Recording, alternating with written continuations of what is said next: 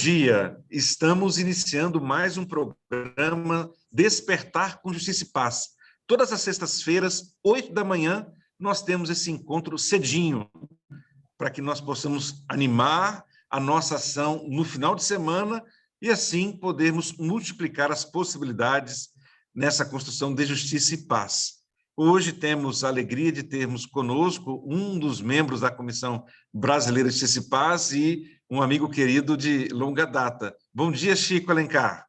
Bom dia, Daniel. Bom dia a todos e todas que nos acompanham aqui. É um prazer começar o dia assim, sextou e com coisas com boas. Justiça né? e Paz. Aliás, nós somos fiéis a um Deus que se encarnou, se fez gente, né? Amanhã é dia de São José. Pedro Casaldáliga, me lembrei dele agora, dizia lindamente: no ventre de Maria, Deus se fez homem. Na oficina de José, Deus se fez classe trabalhadora, carpinteiro.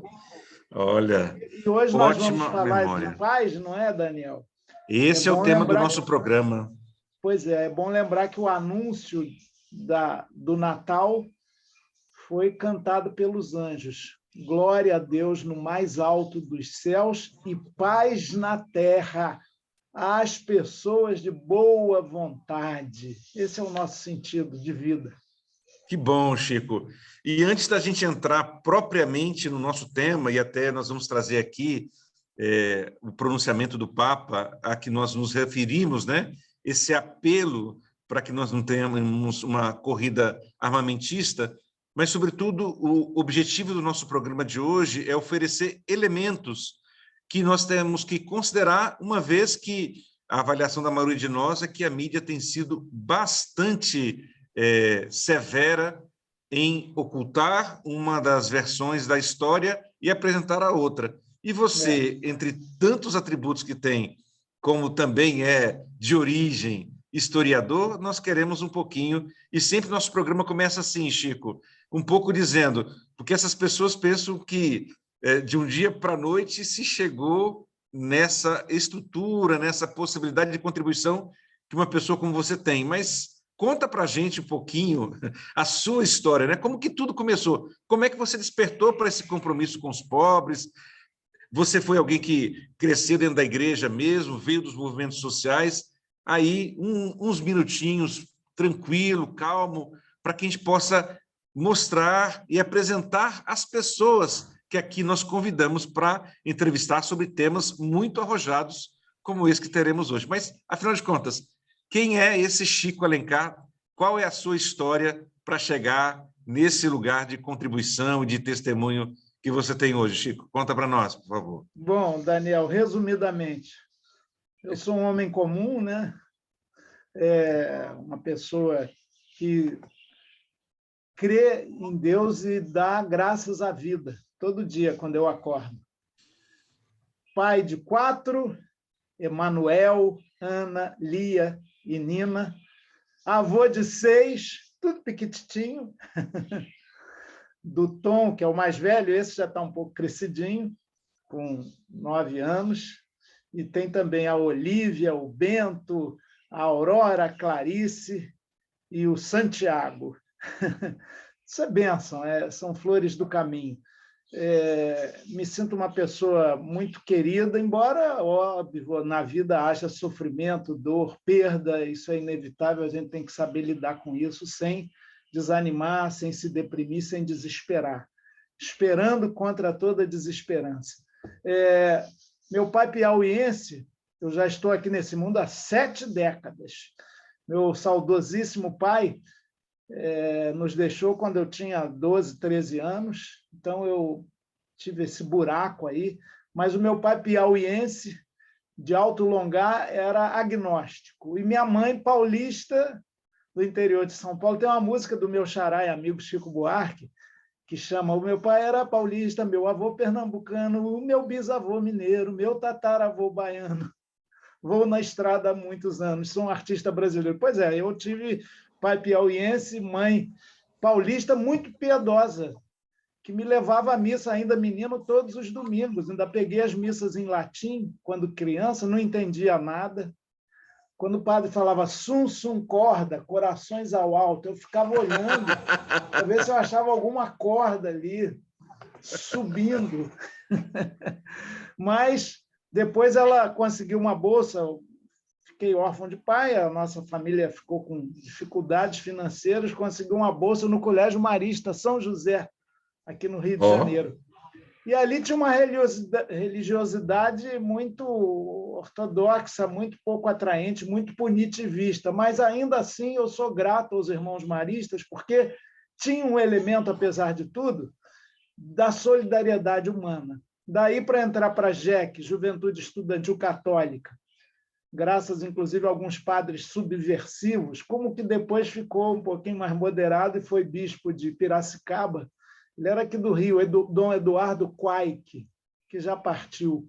Mas na JEC... Tenho memória do nome dele, viu? Uhum. Oi? Eu tenho memória do nome dele, realmente. Pois é. O Quaique era o nosso orientador do grupo de jovens da JEC, Juventude Estudantil Católica. Depois, Bruno Trombeta, que fazia pastoral penitenciária, nosso frei Japiaçu, dominicano. Depois eu conheci o Beto Boff, o Ivo Lebopan, enfim, fui me encontrando, graças a Deus, com essa gente boa que tem uma dimensão de fé e mística, né? Como Marcelo Barros, monge, muito libertadora, muito o Padre Beoso, enfim, uma pleiade não só de religiosos, mas de leigos que me fizeram ser o que eu sou, à parte os meus defeitos. A contribuição que eu dou para a minha trajetória, no que ela tem de bom, é com a parte ruim dos meus defeitos, das minhas limitações. Frater minor et peccator. Eu sou um franciscano leigo, católico, recebido na comunhão anglicana também, cada vez mais ecumênico, e fiz o curso superior de História, em plena ditadura, depois mestrado em Educação e agora burro velho, estou fazendo doutorado também sobre educação popular. E aí eu aprendi algumas coisas, eu tenho um fascínio pela história, inclusive a geologia, ou seja, a história dos santos, a história do Francisco de Assis, o Povorello, o Sol de Assis é fascinante, me comove muito e eu tento, no que consigo, imitá-lo com todas as minhas deficiências, não tenho nenhuma pretensão a santo. Acho que, se estiver valendo aquela hierarquia pós-morte, vou passar um tempinho no purgatório, mas depois eu espero estar junto com o todo-poderoso amor, onde há justiça e paz, o reino que tem o único rei, que é o amor. Eu acho que é Beleza, isso. Chico. Que coisa maravilhosa. Então, pelo jeito, você é bem brasileiro, como toda essa mistura, confrontos, encontros, desencontros, né, das nossas várias formas de concepção regionais que temos no país, e realmente toda essa identidade também própria do Rio de Janeiro que você traz, sempre nos desafia, nos anima, nos desinstala. Isso estou dando testemunho desde o tempo que nós já frequentamos juntos a própria CNBB. Depois, alguns contos e causos, nós vamos ter tempo para falar também. Quero só Daniel, registrar... me permita só dizer para quem nos acompanha aqui que você é uma das pessoas de maior fervor místico que eu conheci. O Daniel, para quem não sabe, ele se comove até as lágrimas nas celebrações eucarísticas, na prece.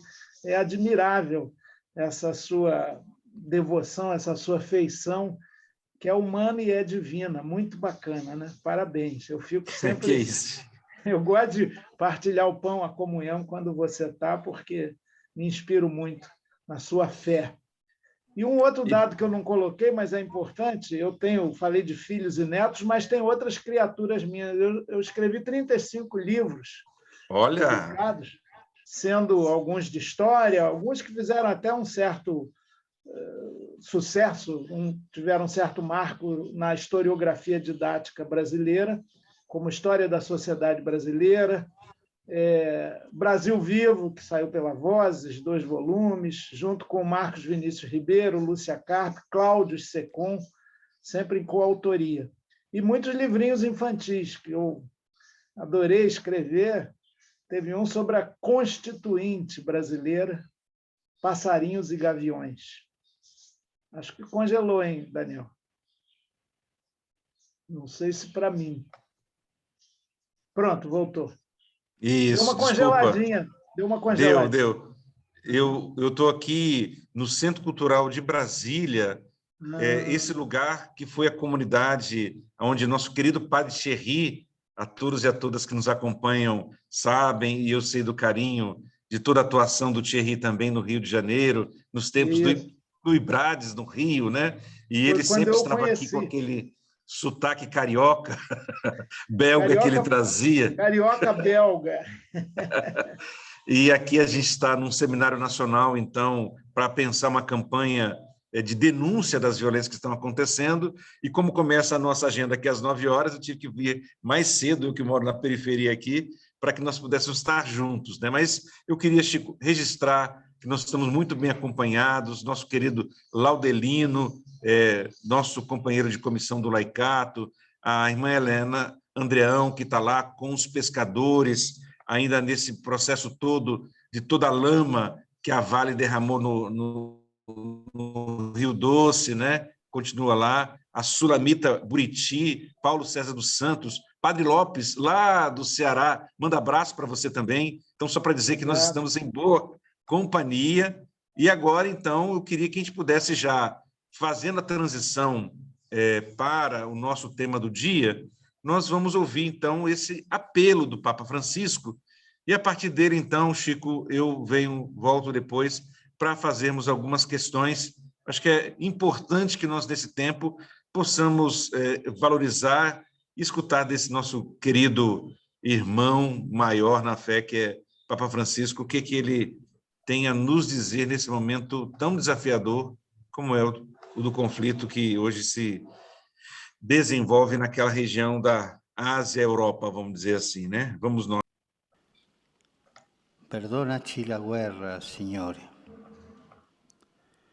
Signore Gesù Cristo, Figlio di Dio, abbi misericordia di noi peccatori. Signore Gesù, nato sotto le bombe di Kiev, abbi pietà di noi. Signore Gesù, morto in braccio alla mamma in un bunker di Kharkiv, abbi pietà di noi. Signore Gesù, mandato 20 al fronte, abbi pietà di noi.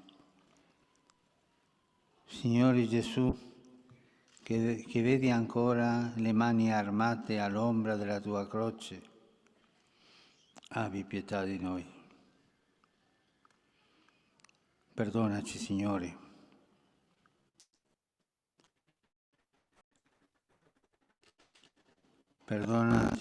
Perdonaci se non contenti dei chiodi con i quali trafiggemmo la tua mano, continuiamo a bravevarci al sangue dei morti dilaniati delle armi. Perdonaci se queste mani che avevi creato per custodire si sono trasformate in strumento di morte. Perdonaci, Signore, se continuiamo ad uccidere il nostro fratello. Perdonaci se continuiamo come Caino a togliere le pietre dal nostro campo per uccidere Abele. Perdonaci se continuiamo a giustificare con la nostra fatica la crudeltà, se con il nostro dolore legittimiamo l'efferatezza dei nostri gesti. Perdonaci la guerra, Signore. Perdonaci la guerra, Signore.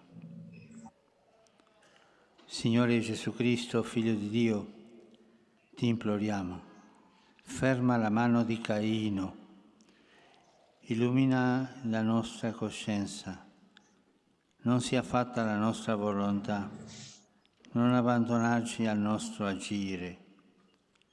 Fermaci, Signore, fermaci. E quando avrai fermato la mano di Caino, abbi cura anche di lui, il nostro fratello.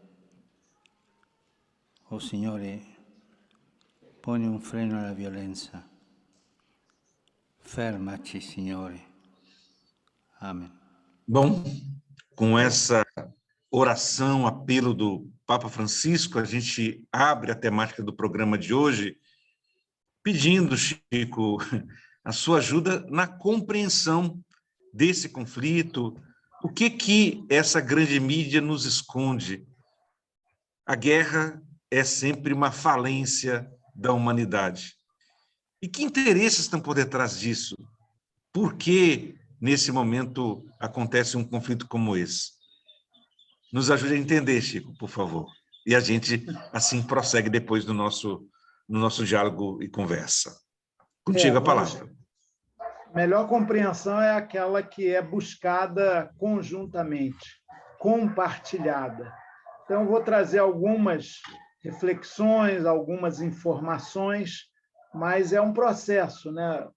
Para entender o ser humano é difícil, tanto que desde o final do século XIX, sobretudo no século XX, se desenvolveu a ciência do inconsciente, a partir de Freud, da psicanálise. Então, não é fácil.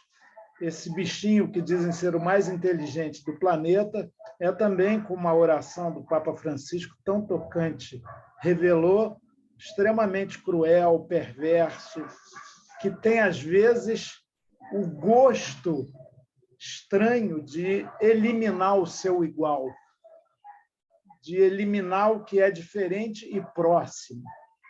Eu não diria que é da natureza humana. E aí é pela fé, não é apenas pela ciência, acho que somos vocacionados à comunhão e ao amor, e não à destruição e ao dissenso e à morte mútua. Mas, de qualquer maneira, a destruição, o dissenso e a morte mútua palmilham a história da humanidade. O Papa Francisco falou aí de Caim, né, que é o primeiro registro, com toda a carga simbólica, de um irmão matando o irmão, né? Então, só uma observação, Daniel. A gente fala muito da guerra na Ucrânia porque ela acontece na Europa, reverbera mais. Mas há também outras regiões conflagradas no mundo. Na África, por exemplo, tem guerra no Iêmen, no Sudão do Sul, tem guerra em tantos lugares, né? No Afeganistão, na Síria, fora aí da África. Tem muitas áreas conflagradas no mundo que não viram notícia porque não são polos econômicos, não estão no chamado centro do mundo.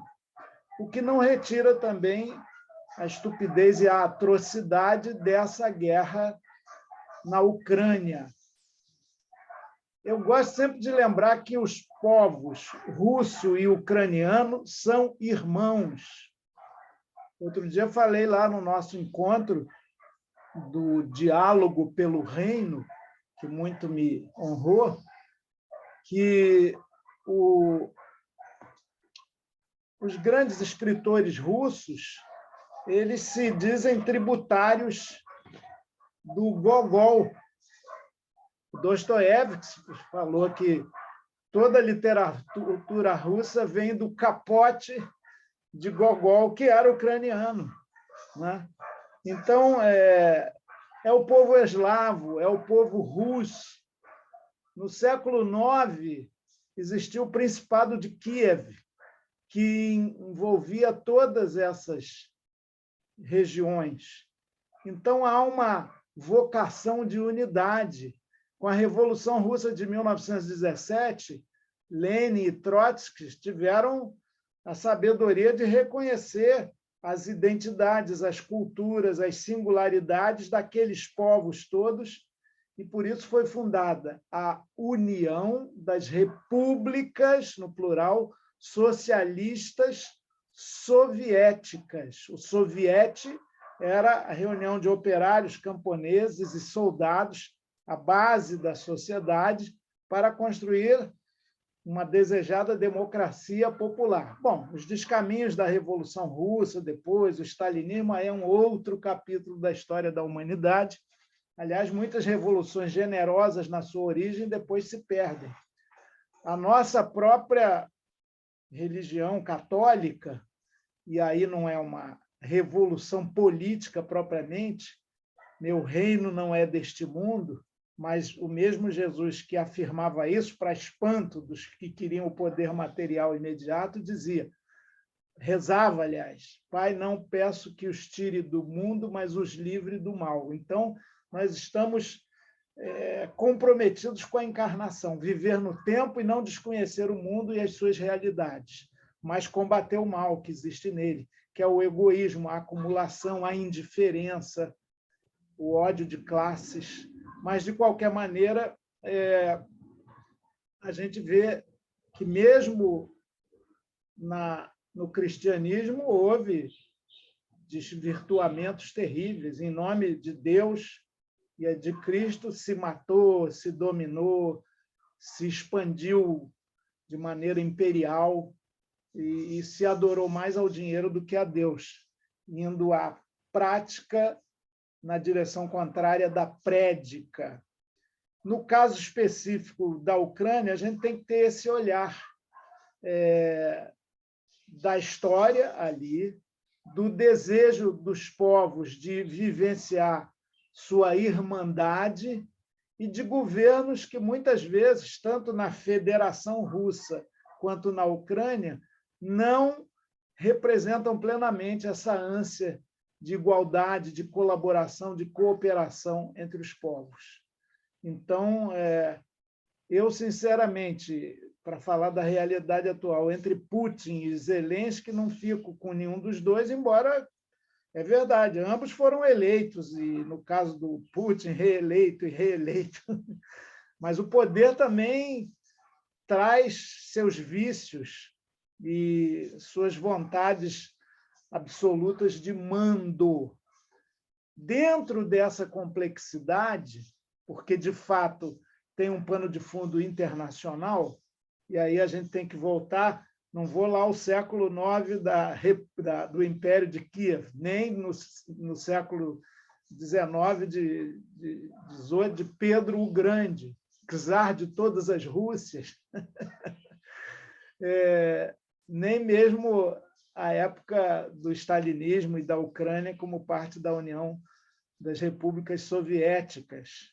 Aliás, em matéria dessas repúblicas aí, que surgiram, inclusive, com o Exército Vermelho, sempre muito poderoso e vitorioso na Segunda Guerra Mundial contra o nazifascismo, foi o principal vitorioso, não foi o Exército dos Estados Unidos, nem mesmo os aliados, outros ali. Quem tomou Berlim e fez a derrota, inclusive com a campanha da própria Rússia, com milhões de mortos.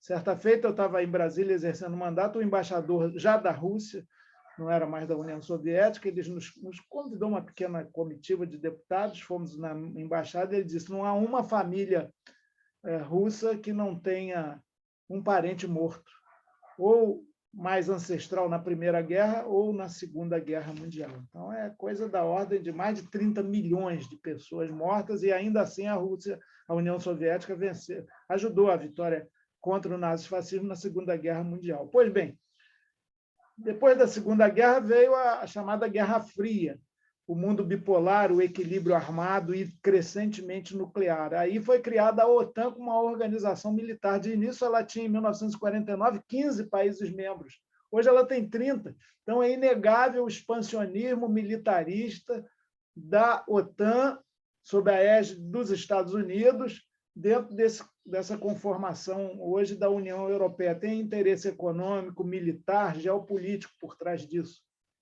E ela continuou crescendo, mesmo tendo acabado o seu contraponto, também militar, também intervencionista, que era o Pacto de Varsóvia.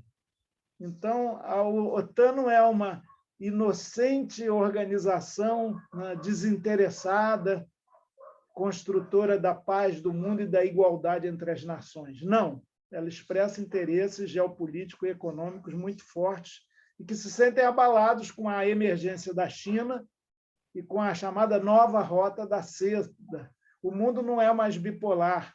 Os Estados Unidos têm uma hegemonia econômica mundial em declínio, embora militarmente ainda mantenham mais de 400 bases militares fora do seu território e cerca de 1.400.000 soldados espalhados aí pelo planeta. Ainda tem um pouco aquela ideia do big stick, do grande bastão, e de polícia do mundo. Está errado isso.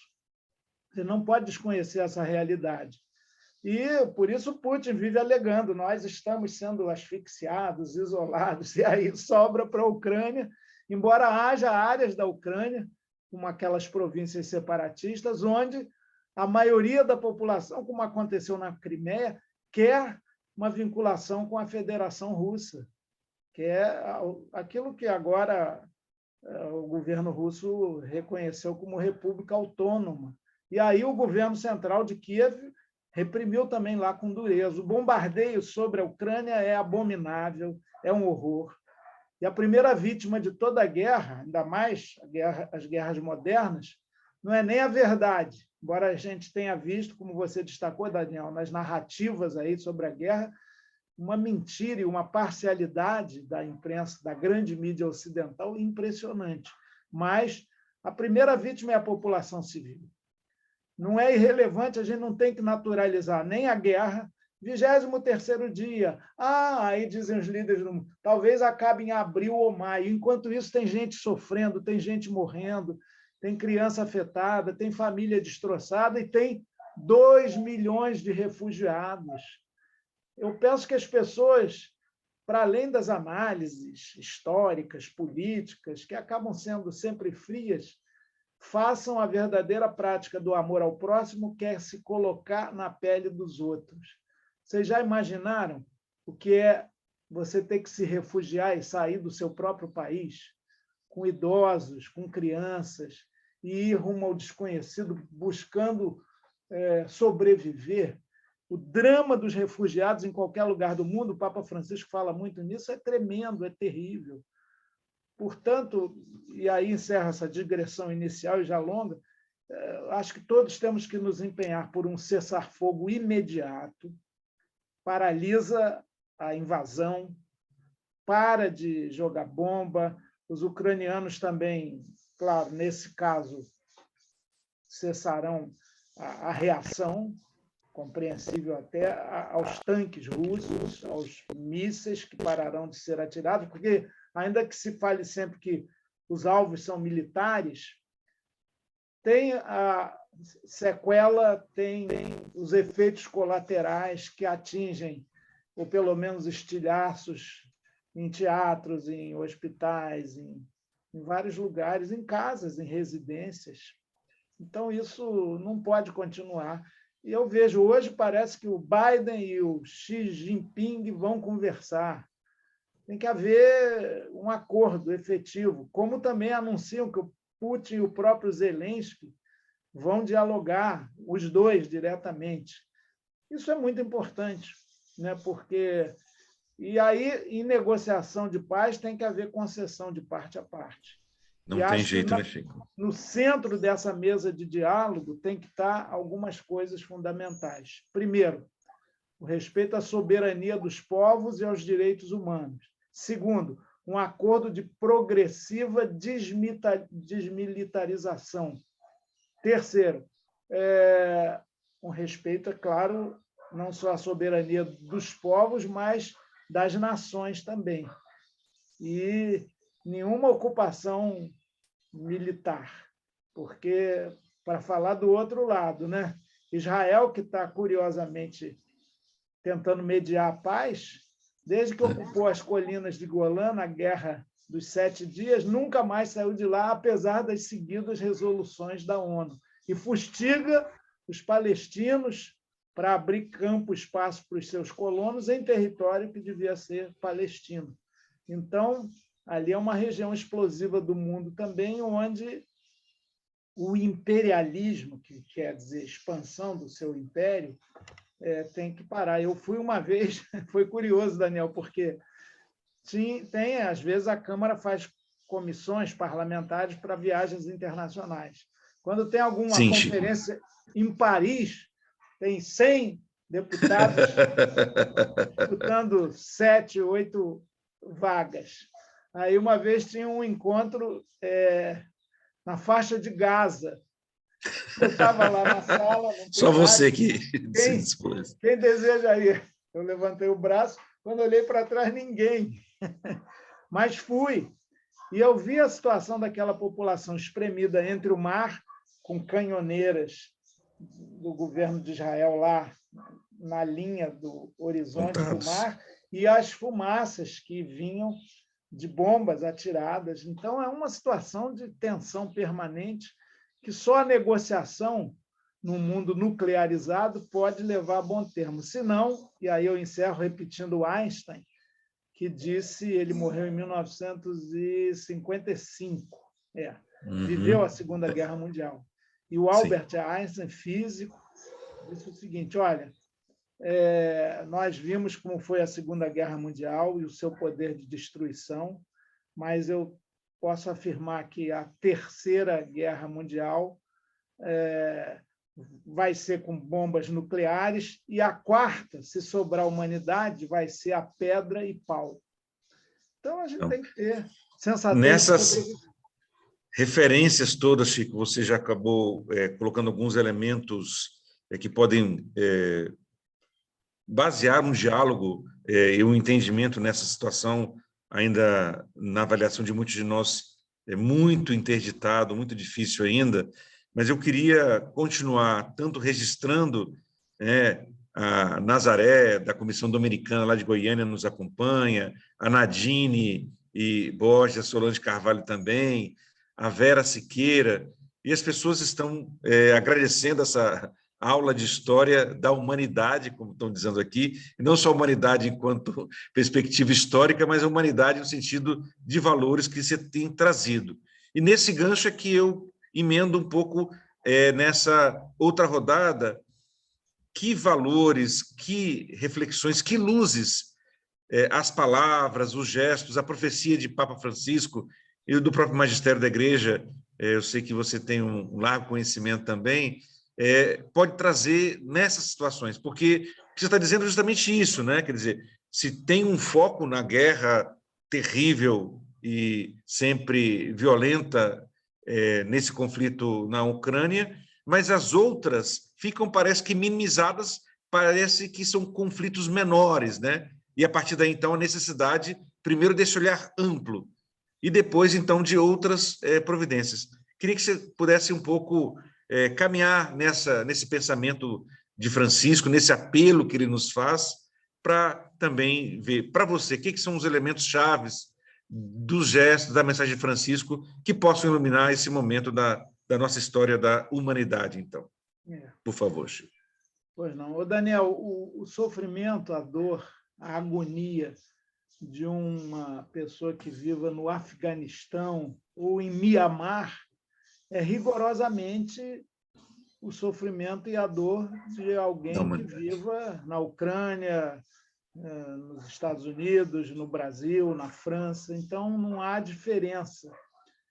Qualquer ofensa e angústia e agonia que as relações sociais e políticas de uma pessoa de uma sociedade viva deve repercutir em cada um de nós, né? O velho e jovem, né, Ernesto Che Guevara falava que se você se sensibiliza com a injustiça sofrida por qualquer pessoa do mundo, em qualquer lugar do planeta, você é meu companheiro. Então, esse sentimento de solidariedade universal faz parte da essência do cristianismo. Eu vou fazer aproximações que alguns consideram heréticas, mas não são verdadeiras. O sonho do velho Marx, do século XIX, cujo aniversário de falecimento se celebrou agora, no 14 de março, dia também que nos foi tirada a Marielle, há 4 anos. Eles tinham sonhos comuns, de pessoas comuns, que às vezes não conseguem formular e nem ter a projeção mais pública, que é de um mundo cooperativo. Sabe quem pode ter inspirado John Lennon a compor Imagine, aquele verdadeiro hino, né? Imagine um mundo sem fronteiras, até fala sem religiões, todo mundo vivendo simplesmente, Imagine no countries, enfim, é o mesmo de Paulo VI, num documento, numa encíclica marcante na história da doutrina social da Igreja Católica, que é a Populorum Progressio, sobre o desenvolvimento dos povos, de 1967, nos bons ventos abertos pelo Concílio Ecumênico Vaticano II, convocado pelo saudoso Papa João XXIII. Lá na Populorum Progressio, inclusive, fala-se de uma guerra justa, que é a da libertação, que é o recurso, inclusive, à resistência armada em caso de tiranias violentas e prolongadas. Deu uma grande polêmica à época. Esse reconhecimento que as guerras de libertação da África, que já estavam em curso, dos países africanos, com a Frelimo em Moçambique, o MPLA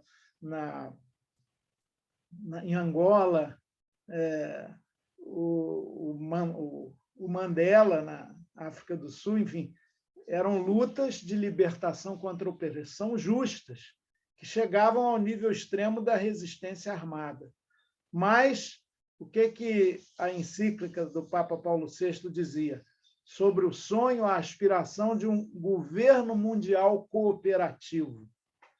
Que a existência da ONU esboça, mas a ONU tem o poder de veto, tem resoluções que não se cumprem, e ela não se efetivou ainda. Então, acho que esse é um marco da nossa aspiração.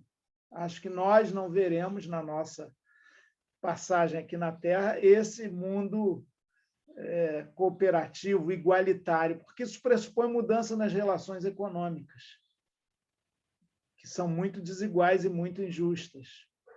Há desigualdades internas nos países, a desigualdade de classes no Brasil é brutal, né? 10% dos mais ricos abocanham 50% da riqueza nacional, enquanto 50% dos mais pobres ficam com 2% disso tudo, se tanto. Temos 19 milhões de pessoas já na fome. Houve uma regressão, inclusive, nos últimos tempos. Então, praticamente uma guerra interna, né, Chico? Se a gente fosse colocar em termos de números de feridos e mortos, que diariamente são no Brasil pela violência e pela fome. Então, acho que essas luzes estão nos trazendo esses pensamentos e essas ideias também, né? E essa guerra interna que você mencionou, que mata, a fome mata, a insalubridade mata, a falta da educação pública, gratuita, democrática e de qualidade mata, a falta de saúde pública mata, a poluição mata, a devastação ambiental mata, mas isso não repercute tanto, parece que é uma guerra silenciosa que só sente quem é vítima dela. Então, a gente tem que superar essas sociedades desiguais, trabalhar pela socialização dos meios de produzir e de governar, que não virão por um decreto, por um líder messiânico ou por algum libertador individual de capa e espada. Essa ideia messiânica e mágica também da mudança da sociedade tem que ser rejeitada, mas pela cidadania horizontal, pela construção da consciência, pela organização de base, como as nossas SEBs, comunidades eclesiais de base, fermentam, semeiam. Eu só acredito nisso, né? Graciliano Ramos, nosso grande escritor, dizia: o povo não tem amigos, o maior amigo do povo é o próprio povo organizado. Então, a gente tem que trabalhar nessa direção, e eu sonho. E isso é radicalização da democracia, a democracia sem fim. Eu espero que em todos os países do mundo, a gente avance nessa direção. Agora, é preciso, e o Papa Francisco denuncia isso nas suas sucessivas encíclicas, seja aquela que tem como centro a questão ambiental, magistral, Laudato Si, seja agora Fratelli Tutti, somos todos irmãos. Ele fala da economia de mercado, da economia financeirizada do capital como reprodutoras da desigualdade social, como tendo uma perversidade intrínseca, como tendo que ser superadas. A ânsia do lucro e a cultura do individualismo e da indiferença, elas têm que ser superadas, confrontadas, mas são fortes, né? Vide no Brasil, né? Um quadro que é um padrão de política, aliás, o sociólogo Léo Lince nos deu a honra de publicar uma reflexão sobre isso no nosso Facebook, está lá desde o domingo. Ele falou que aquele episódio patético, nojento, daquele deputado estadual de São Paulo, apelidado Mamãe Falei, já mostra um certo viés aí negativo nesse tipo de apelido que ele curtiu, foi elemento, inclusive, de atração de votos. Para o eleitorado, né? Mas aquilo revela, mais do que o machismo, um padrão de política e uma cabeça que olha as pessoas como objeto, mesmo estando elas na situação mais dramática. O que prevalece é isso. O sistema capitalista é o mais materialista que a humanidade já inventou, porque ele está centrado no valor das coisas e não do trabalho humano. Amanhã, repito, é o dia de São José operário, carpinteiro, e não no valor das pessoas, e sim das coisas, e, nesse sentido, tudo vira mercadoria e as próprias pessoas são coisificadas. Então, superar esse mundo é um tremendo desafio, porque ele ainda é hegemônico. Isso se traduz até nas conversas que a gente tem com membros da família. Tem um argumento que acaba com qualquer troca de argumentos que está muito em moda de uns tempos para cá. Sabe qual é? Bom, é a minha opinião.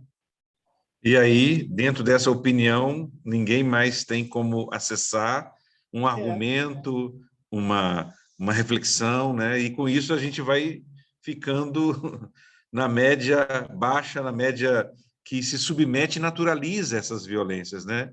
E nisso eu vou dizendo que tem mais abraços para você. Terezinha Toledo saúda e diz que você é membro permanente do Movimento Nacional de Fé e Política, né? Claro. Então, manda um abraço caloroso aqui para você também. Vamos retomar os grandes encontros ano que vem. Superado esse momento aí da pandemia, o próximo está previsto para o Rio Grande do Sul.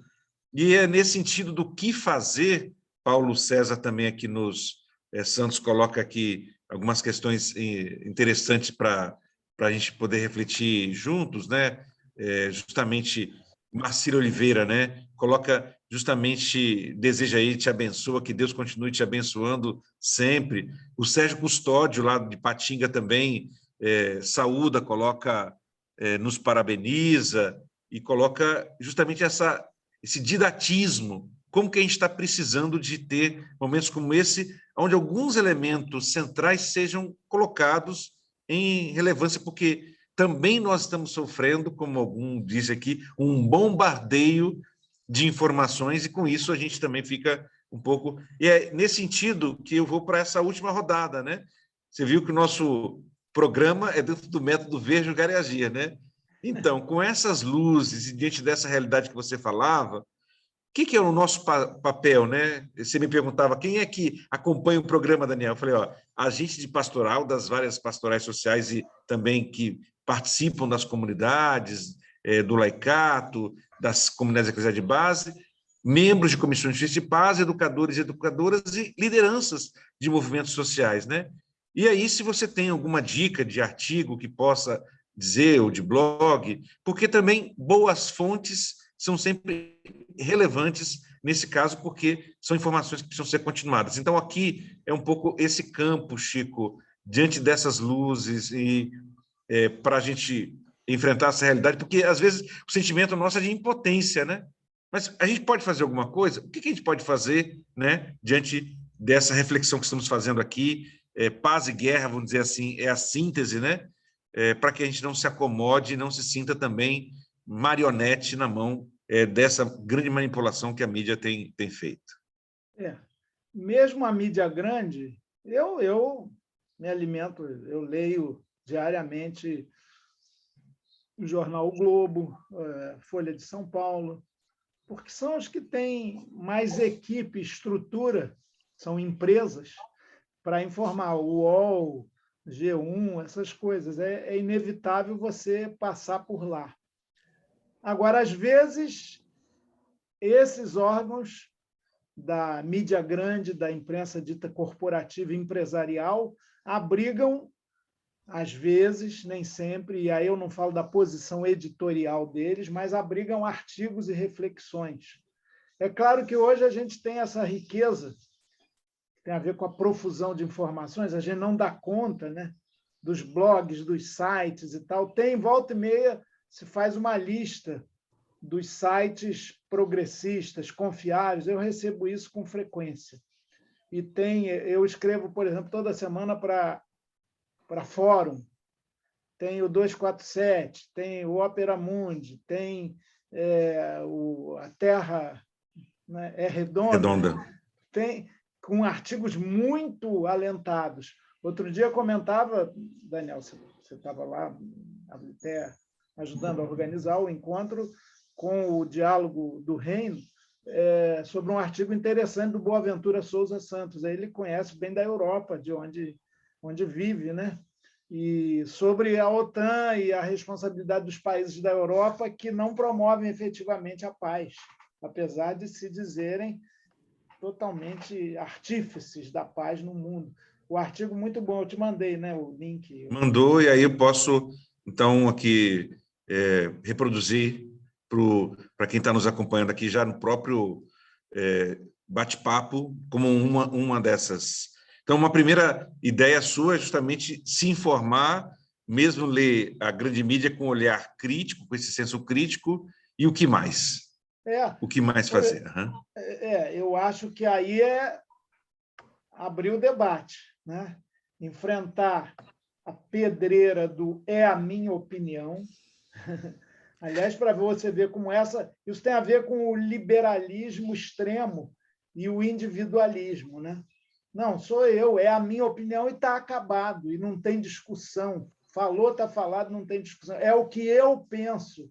E aí a pessoa se fecha em copas. Como ir abrindo essas cabeças? Tem que ter paciência. Tem até livros aí sobre como dialogar com neofascistas. Mas eu acho que como dialogar com pessoas fechadas é um exercício permanente. Quem tem formação de professor e não se deixou tomar por isso, porque tem professor que é autoritário também, que pontifica sempre, que é dono da verdade, isso é ruim, mas você falando, tudo bem, essa é a sua opinião, mas você não quer pensar sobre um outro ângulo? Você não acha que todo ponto de vista é a vista de um determinado ponto, como diz o nosso irmão Leonardo Boff? Então, será que não há um outro olhar possível sobre esse assunto? Você não está deixando de levar em consideração isso e aquilo? Ontem, na Câmara Municipal do Rio, onde eu exerço o mandato, tinha uma galeria, mais uma vez, lotada de gente negacionista contra a vacina, dizendo que a vacina mata. Ali não tem jeito. Teve um dia, eles têm ido lá frequentemente para tentar aprovar um projeto do vereador Carlos Bolsonaro, esse que foi agora a Moscou, ninguém sabe por quê e quem bancou, o que é um atentado aos princípios republicanos, ele foi como agente público. Pois bem, ele tem um projeto para acabar com o certificado, a comprovação de vacinação para entrar em determinados recintos. E recebeu uma emenda e não foi votado, mas a turma está indo lá sempre. Com aqueles ali é impossível conversar, porque eles nos olham como demônios, como pessoas inteiramente do mal. Então, aí não tem jeito. Mas isso é uma minoria. Nas nossas famílias, na nossa vizinhança, nas nossas escolas e igrejas, tem pessoas com alguns conceitos muito arraigados, mas que têm um mínimo de abertura. Então, é postura pedagogicamente, é aquilo que Mário Sérgio Cortella diz como desafio para todas as pessoas, não precisa ser da educação, viver docentemente. Não é? Então, a gente tem que... Vem cá, será que isso que o jornal está dizendo é inteira verdade?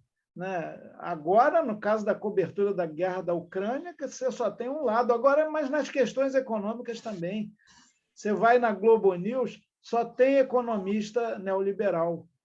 Não tem uma visão alternativa. Não tem pluralidade de visões para que se possa formar uma opinião. Eles apresentam uma opinião como a verdade, como sendo... né? A Vera Araújo, inclusive, comenta aqui conosco justamente isso, a Verinha, né? A grande mídia presta péssimos serviços, né, nesse ponto que nós estamos abordando hoje, que se trata da política externa, por isso que as indicações de boas fontes são tão importantes, né?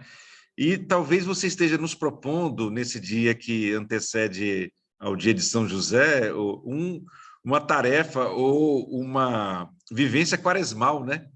De identificar pessoas e não desistir, no caso de algumas situações como essa, principalmente pessoas com quem tenhamos relação, para que a gente possa emplacar uma reflexão, um diálogo, né? Mesmo que isso seja difícil, desafiador, porque se também nós nos fecharmos nessa perspectiva que a gente alimenta e acalenta, quer dizer, num mundo que não dialoga, a gente vai transformar nossas convivências em guerras de baixa intensidade, mas destruindo uns aos outros também, né, Chico? Ficar na bolha confortável, não tem muita inquietação, mas é ineficaz. Por isso que eu acho sensacional a parábola do semeador, né? Relato evangélico que Jesus faz. Sair a caminho e ir jogando as sementes. Algumas podem cair na pedra, vem o sol e torra. Estou rica. Algumas caem na areia e não fecundam. Outras podem cair numa frestinha de solo fértil, onde mina a água e aí floresce. Então, nossa tarefa no mundo é isso. Mais vale o testemunho do que o sucesso propriamente, a vitória propriamente dita. Outro dia eu ouvi uma coisa muito comovente do nosso querido padre Júlio Lancelotti. Ele disse o seguinte, eu estou procurando aqui, eu até anotei. De vez em quando eu assisto online, no tempo da pandemia, hoje menos, as missas do Padre Júlio, 10 da manhã lá em São Paulo. Sempre, aos domingos. São Miguel Arcanjo, né? Isso. Aos domingos. Ele falou o seguinte, eu não luto para ser vitorioso, mas para ser fiel às minhas convicções e a Jesus Cristo, cristão que é. Eu admiro muito as pessoas ateias, mas que têm convicções sociais generosas, que têm utopia. Sem utopia, a gente não caminha. Claro, sonhando alto e com o pé no chão. Esse é o grande desafio. Eu adoro a expressão, aliás, a bem-aventurança dos artífices da paz, porque dá uma ideia de construção, de manufatura. Olha, São José operário aí na marcenaria. Que bom, Chico. Os evangelhos apócrifos, aliás, falam que Jesus menino já fazia, com o torno lá daquela época, bem rudimentar, alguns passarinhos de madeira e os primeiros milagres. Fazia os passarinhos voar. Então, Chico, nesse clima, apesar da situação toda que nos desafia muito, né? Está aqui o Paulo César Nunes dizendo todas as guerras são cruéis, o Ivônio nos recorda as palavras do Papa, né? Uma guerra sempre é a derrota da humanidade, né? E o Selvino, companheiro também do movimento, exatamente, manda abraços freirianos, né?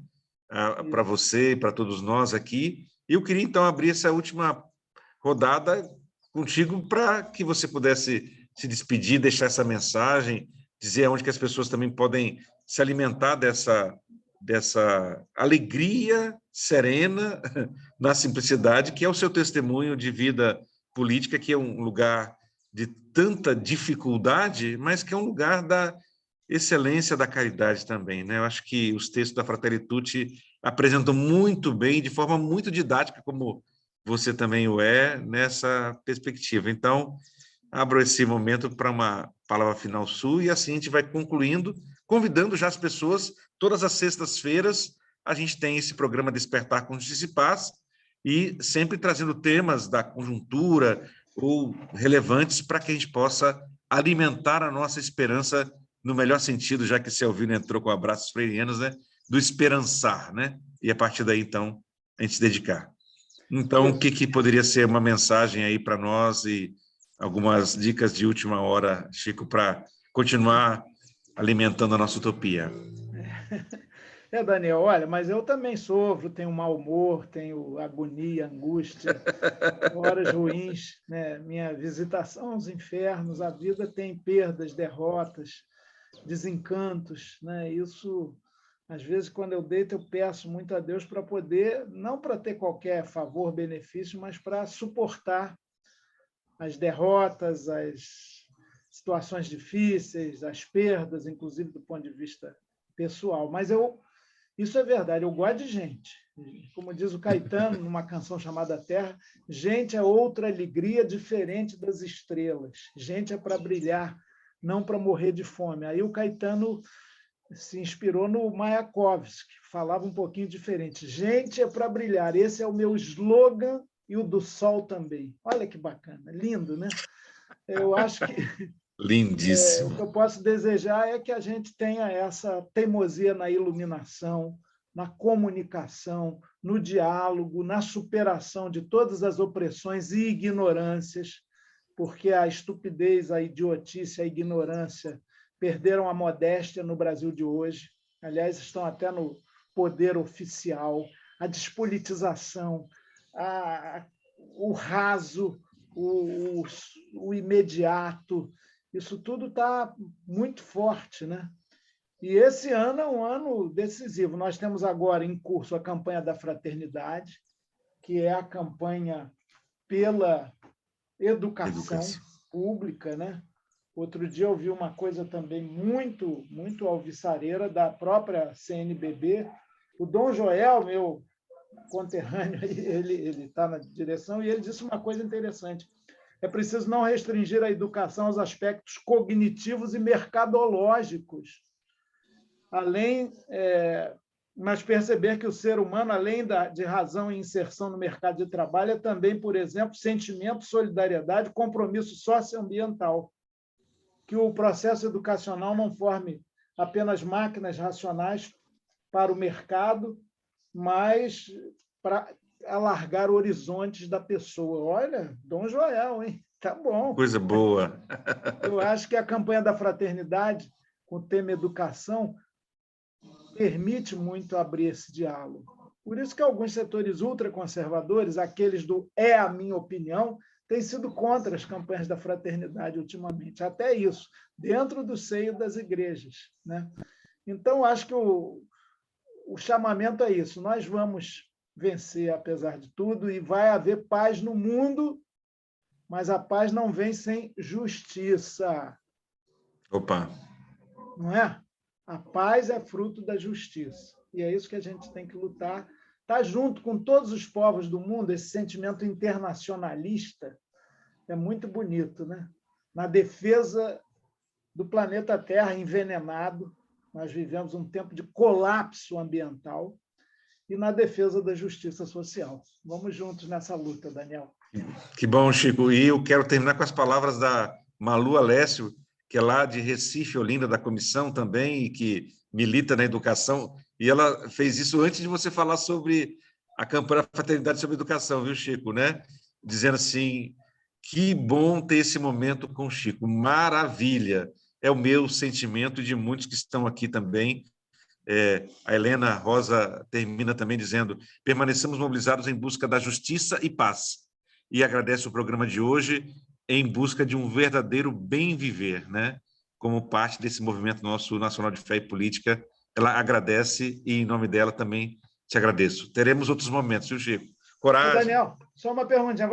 Nós vamos ter o link para quem quiser, não pôde amanhecer conosco aqui, quiser eventualmente anoitecer ou domingar. Isso vai Logo ficar... depois desse momento agora, o nosso querido Ivônio faz a edição desse programa como um vídeo e ele coloca em novo link no canal. Então, tão logo ele faça esse processo, a gente disponibiliza e eu te envio também usar para você na sua rede distribuir, porque é muito importante que essa mensagem de esperança e que desperta esse sentimento, mesmo que seja à noitinha, como você falou, chegue a mais pessoas. É esse o nosso esforço de comunicação, aprendendo uns com os outros nesse tempo desafiador da pandemia. Chico, coragem, Valeu. sempre.